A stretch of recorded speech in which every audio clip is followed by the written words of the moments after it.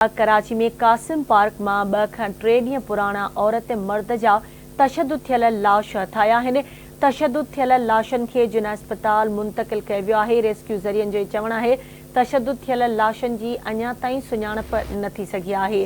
Breaking news अवां सां share कयूं पिया। कराची में कासिम पार्क में 2 खां 3 ॾींहं पुराना औरत ऐं मर्द जा तशद्दुद थियल लाश हथाया आहिनि।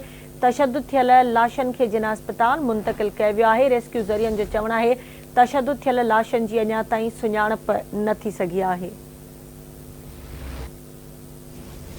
ब्रेकिंग न्यूज़ अवां सां शेयर कयूं पिया। कराची में कासिम पार्क में 2 खां 3 ॾींहं पुराना औरत ऐं मर्द जा तशद्दुद थियल लाश हथाया आहिनि।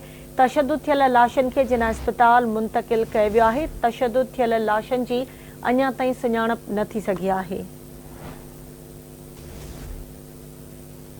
तफ़सील मालूम कंदासीं आवाज़ न्यूज़ रिपोर्टर आमिर सुप्रो खां। जी आमिर, कहिड़ा तफ़सील आहिनि, आगाह कजो।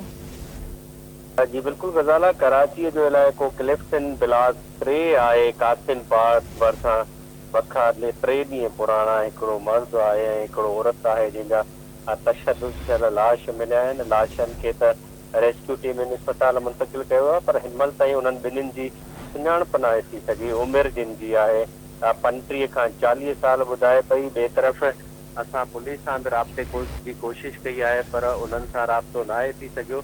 इब्तिदाई तौर ॿुधाए पियो वञे त पार्क जे अंदरां तशद्दुद थियल मर्द ऐं औरत जो लाश मिलियो आहे, जंहिंजी 40 खां 35 साल उमिरि ॿुधाई पई वञे, पर ताहाल हिनमहिल ताईं उन्हनि जी सुञाणप न आहे थी सघी। ठीकु आहे, अवां जी महिरबानी आमिर अपडेट करण लाइ।